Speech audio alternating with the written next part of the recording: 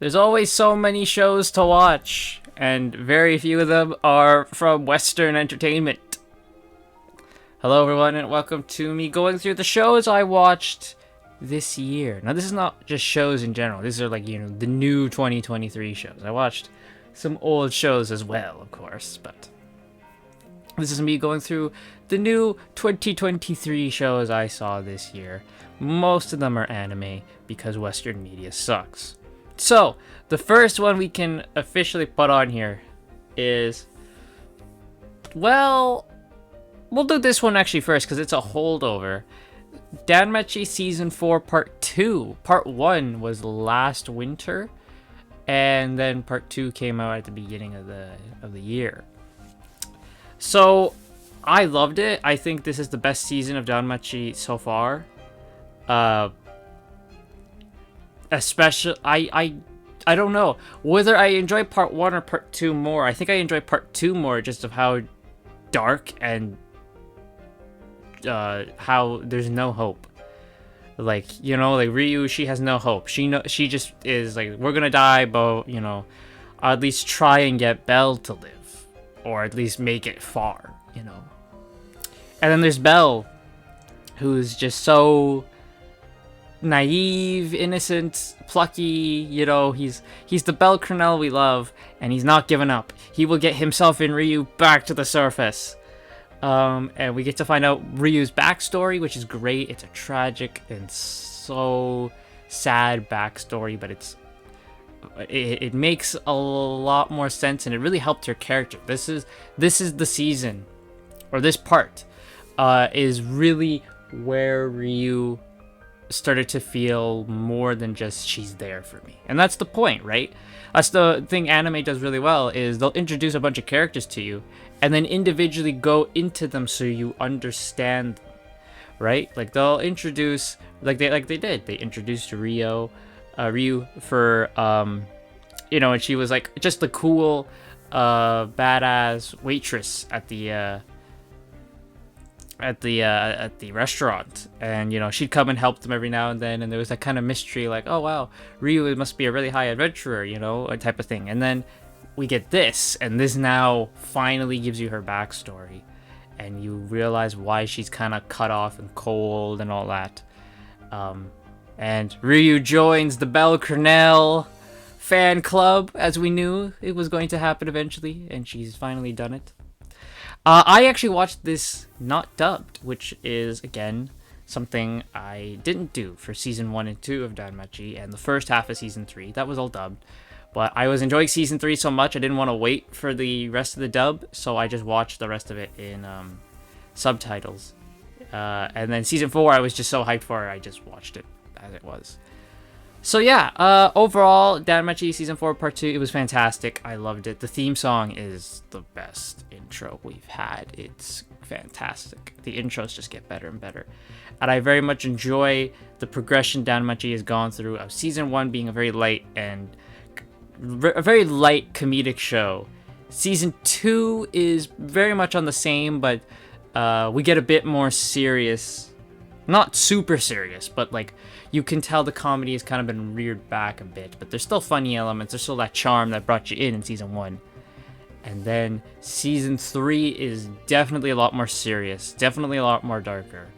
And then Season 4 turns that, and it's like, yeah, we're going in on this one, boys.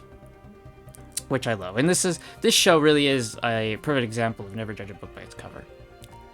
So then next we'll go with Tomo-chan is a Girl. I love Tomo-chan is a Girl. Hell, I did separate reviews of it. That's how much I loved it.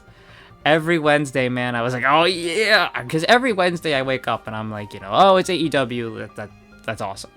But every Wednesday I woke up going, oh yeah, it's Tomo Wednesday. I loved it. Tomo-chan's gonna hold a very special place for me because it was one of the first animes I watched while being part of like the anime community now. Fully looking through the seasonal lineup and be like, I'm gonna watch this show, this one. And Tomo-chan was so good. It's such a good show. It's my comfort show. I've watched it plenty of times since. Whenever I just want to watch something and I don't know what, I just put on an episode of Tomo-chan, really. It's one of my go-tos. I love Tomo-chan as a girl. It is fan-freaking-tastic. Again, it's one of the things where they introduce characters to you, and then once you've kind of got the gist of them, now we're going to go and deal with their layers a bit more. The jokes in this show are great, by the way. This is a fantastic show. I love Tomo-chan as a girl. Another show that I can say I really loved was The Angel Next Door Spoils Me Rotten. This was great. I really liked the show. It's the typical, the super popular girl and the unpopular guy get together type thing. But I really, really liked it, I really enjoyed it. Again, this will hold a place in my heart because it is one of the first ones I watched, being part of the season thing. And I really liked it. And there's plenty of moments in the show where you're like, come on. And then one of the characters chickens out and you're like, ah! Which, that's how the show's doing its job. I'm so happy it got a season 2 because the ending was... It would be fine if that's just the end of the show. But a season 2 would be most welcome, and we're getting a season 2 next year. I believe it's next year. So that's what I'm looking forward to. Now we have By the Grace of God. Now I did a review of season 1 and 2. So you already know my thoughts on this. But yeah, this show...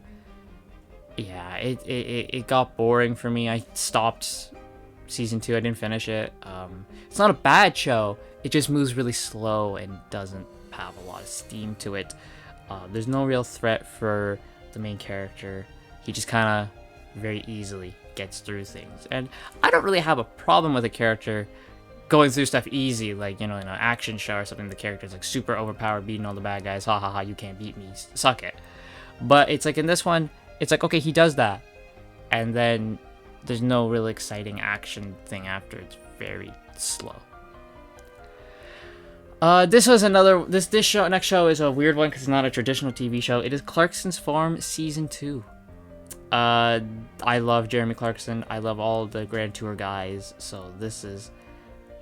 I watched Season 1, loved Season 1. Season 2 is just as good. They have either finished filming Season 3 or are finishing it up, and Season 4 has been announced. So let's go. 2 more seasons.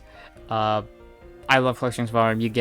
It's such a good show for showing, like, this show has really brought about, like, what it's like to farm, and it's not an easy job. And then, you have the traditional Jeremy Clarkson humor of him being a bumbling buffoon, and it's awesome. I love Clarkson's Farm, and you all should go watch Clarkson's Farm. We have In Another World with My Smartphone Season 2. Again, I did a review of this, so I'll keep this brief. In Another World with My Smartphone was one of the first anime I ever watched. So finally getting a season 2 was awesome, and like I said in my review, it was a fine season. Tanikawa Fly Me to the Moon was this is season 2, of course. Again, I did separate reviews of this, so my thoughts on it. Thought it was really good. That's all I could say. I do want to know more about the Tsukasa backstory because they do milk that quite a bit. But from what I can tell, season 3 is gonna start with us learning a lot about Tsukasa. With the Cafe Terrace and its goddesses, this is another one that I was really happy to watch. I thought it was really fun. This is a harem anime. Is this my first harem anime? Unless you count Danmachi, but yeah, I think this is my first harem. Oh well, In Another World, my smartphone. What am I talking about? That whole thing's harem. But I like the show. Again, it's one of the ones that you don't judge a book by its cover. We introduce you to the girls in the first episode, and then like every girl gets like 2 episodes, 1 or 2 episodes dedicated to their backstory to flesh them out more. You see? So yeah, and the ending is good because like you see the main character in the future with his daughter, but they've made the daughter look like him, so you can't tell who the mother is, and it's still like a mystery who the mom is. And there's a season 2 coming, so I'm very excited for that. A Galaxy Next Door. This is one I didn't watch live. I actually waited for it to end. And I wasn't even planning to watch it, but I heard someone say that it was a good show. I'm like, alright, I'll watch it. And it was a fine show. I will not lie. There are parts of it where my mind did wander off while I'm watching the episode. But overall, I thought it was pretty enjoyable. Again, I did a review of this, so if you want my bigger thoughts, there you go. Stone Cold Takes on America is the next one. Again, this is a very weird show because this is now not a scripted. Well, it's scripted, but you know what I mean. It's more reality type based, and it's Stone Cold Steve Austin doing stuff he's never tried, and Stone Cold Steve Austin doing anything is awesome. You get to see him work a drive-through. You get to see him in an axe throwing competition. He races He does drag racing. He does off-road racing. It is very fun. I will admit, though, that I think there's too many episodes of this because the shine of it kind of lost it by the end for me. To the point where by the end of it, I'm like, oh, thank God that's over. We have James May O'Cook, Season 2. I watched the very first season of O'Cook, this is literally just James May failing at cooking, is pretty much what it's supposed to be. However, season 2, he's leveled up a bit. James May has gotten a bit better at cooking. The first season was so he could make a cookbook, which I actually own the cookbook. And this season isn't for a cookbook, it's just for fun. And I really enjoyed it. It's nothing special, but it's just fun seeing James May make dishes from different places, like Japan, Mexico, all type of stuff. We have Dark Side of the Ring Season 4. This is a documentary series. Now, unlike most seasons of Vice, Dark Side of the Ring, I very much was cherry-picking this season, and I only watched the episodes I wanted to, so I haven't seen the whole season. But for the episodes I did watch, I thought it was fine and enjoyable. We're not getting a Season 5 because Vice is bankrupt. Secret Invasion is next. This lasted 2 episodes, and then I dropped it. The state of Disney Marvel is atrocious. Fix yourself. You suck. And Secret Invasion shows. This was a deconstruction of Nick Fury, making him from a cool badass to some freaking sissy old man who's past his prime. They kill off Maria Hill for no reason. Like, there's no good reason why she was killed off. And Nick Fury is he was never good at anything, and it was all the Skrulls. And there's so many questions about the Skrulls that the show opens up. And do I need to mention what they did to Rhodey?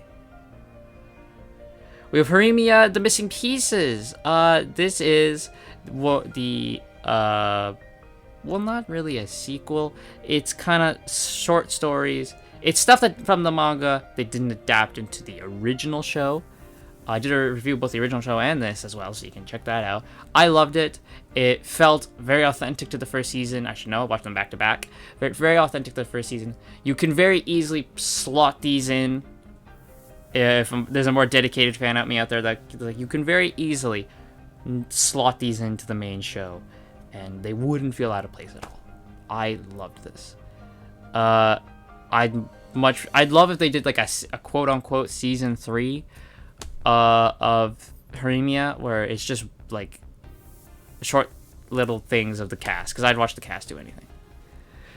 The Dream Boy is a realist. This is one that I finished, but it was a struggle to get through. I've talked about it before. I think this show had a ton of potential with the idea and the premise, but the execution of it was just piss poorly done. I feel like it could have been a lot better than what we actually got.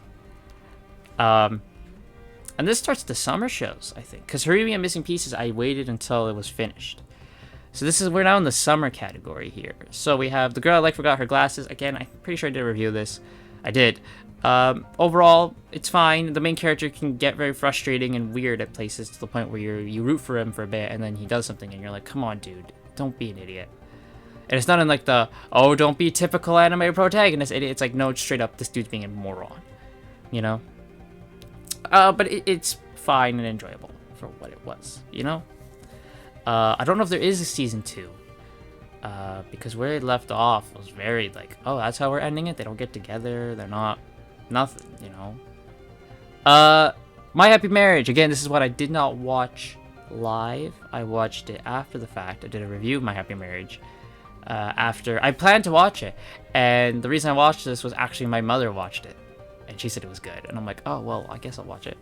I thought My Happy Marriage was great. We're getting a season 2, so I'm very happy about that. My Happy Marriage, what more can I say? You've seen it. It's awesome. It's really good. It's a nice love story. and it takes the whole trope of the battered and bruised, abused child, and shows, and they show up their parents who thought they were nothing. I'm so happy with that. That's always like a great thing, isn't it? When it's like the child who's neglected. That's a trope I like. The neglected child who is, thought of as nothing, and then there's the other child who the parents love and adore, and then that abused child rises up and becomes better than all of them. I love that trope. So that's what My Happy Marriage is. Then we have My Adventures with Superman. I did like a really long review of this one. There's ideas in this I like, but then there's ideas of this I think are flat out stupid. Deathstroke looks awful. He is Tumblr Deathstroke. This show is okay. Is that what I can say? It's okay. But there are stuff in this that I'm like, really? Like, the Brain and Monsieur Mala are lovers, so a man and a gorilla, they want to fuck, I guess. Yeah. The idea of Heatwave is a girl because reasons. Okay. A big muscular girl because how dare you have beautiful women in shows. Lois Lane is not pretty at all. They made her Asian for some reason because of course they did. Race swap again. Jimmy Olsen, we need to talk about that race swap. They do that all the time to my boy. Ma Kent's fat for no reason. Mxyzptlk looked awful. The Council of Lois is like, you wanted me to take that seriously? Yeah, there's a lot of bad stuff in here. But it's not like overly bad, but it's not the best. Which sucks because I would really have liked a good Superman show, But, well, we have the animated series. Anyway, Reign of the Seven Spellblades was awesome. This is Harry Potter anime. And it's great. There is points in it, like the first episode to like episode 6 is peak. That's awesome. Then we go on a lull because there's a really bad arc I just don't care about. And I was very much nicer in my review of the show, but really it's just sucky. And then we get to a bit of an up again, okay, and then we kind of just hit a lull right at the end. I don't know if there's a season 2. I'm pretty sure there is. This show went on longer, so it kind of bled in from summer to fall, which I was fine with. But yeah, I want more of Oliver being a crazy guy who's killing all the teachers. That's awesome. That was a fantastic twist. We have Synduality Noir Part 1. Did I know this was a Part 1? I had heard so much about the show. I heard it was like 12 episodes. Then I found out it was 24 episodes, and then I was super happy. And then I found out, no, it is 24 episodes, but they're splitting it in 2. And I just went, oh, no. Synduality Noir was awesome. I loved the show. I heard about the Synduality project like when it got announced, and I'm like, I'll keep up with this. Why not? And the show is so good. It's on Disney Plus. This is the first time I used Disney Plus in like forever. I only use Disney Plus to watch Christmas stuff. So actually having a show to watch on Disney Plus was crazy. I love Synduality Noir. This is my first like mech show. It's really good. It's really, really good. It has the format of, classic television of here's the story of the week, and we're going to have a little bit bleeding in of the overall arcing narrative, as well as having just like an episodic show, which is great, and we need more of that. Less serialized shows and bring back some more episodic shows. Why do you think Doctor Who's so good? Tonikawa High School Days. I waited and waited and waited for this to be dubbed, and it finally got dubbed. Watched it all in like one day.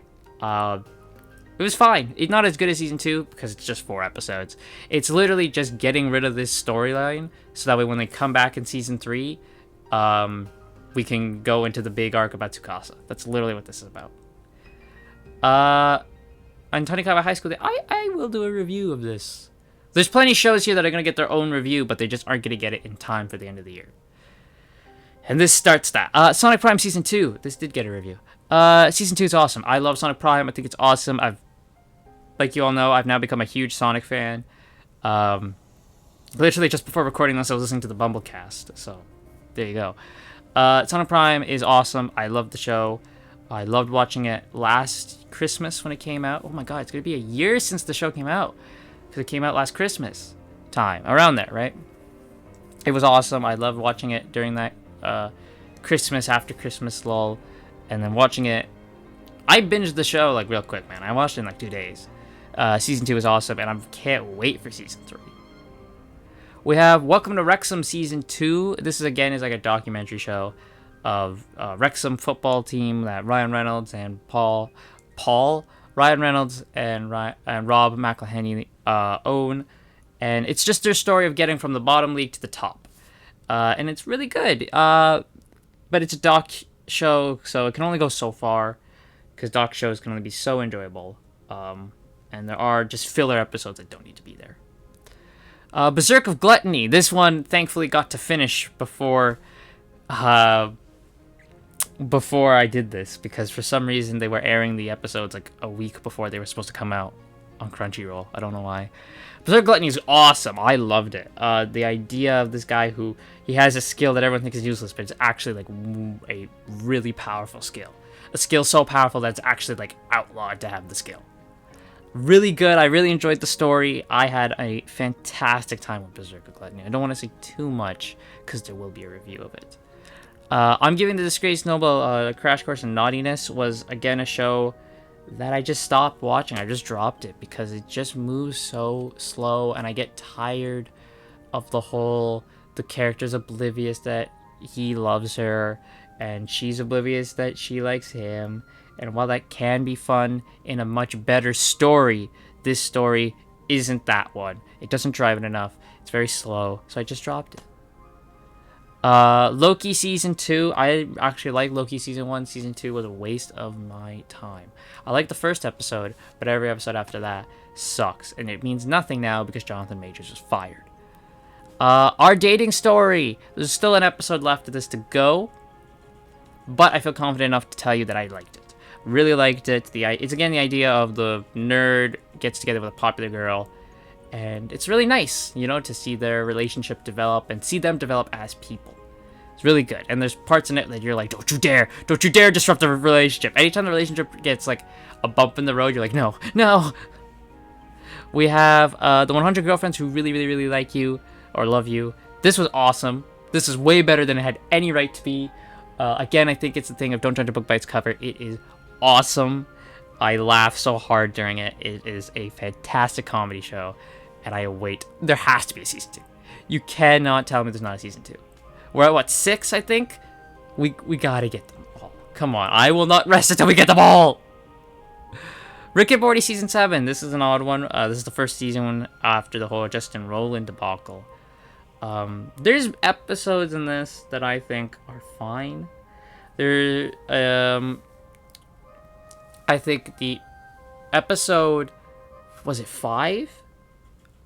With Evil Morty and Rick Prime. That's like season finale stuff. What are you doing? That should have easily been the season finale. Or like at least the second to last episode, right?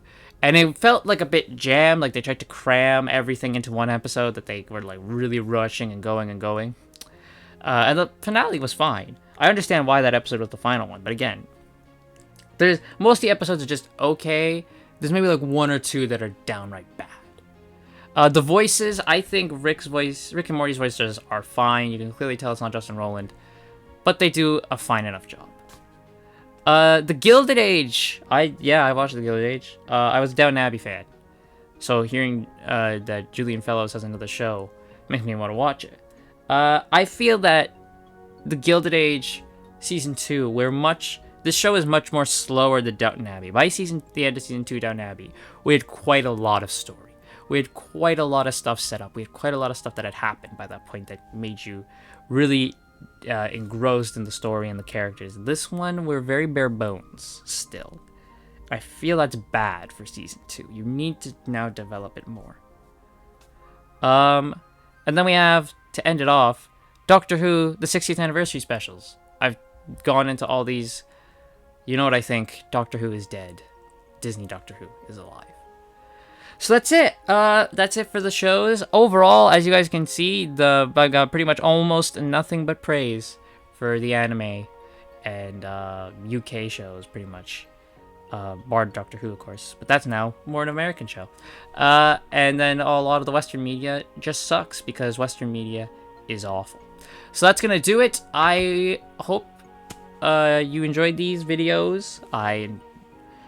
It's nice to look back on the year, right, and see what shows were really good and what shows sucked. I will do this again next year, of course, as I always do. I've got my list right here of the shows I'm looking forward to next year. Some of them already have dates. Those are the anime, of course. And yeah, I cannot wait to do this again. So, thank you all so much for watching, and I will see you all for whatever is next. If I don't have another video before the end of the year, Happy New Year, and let's go 2024.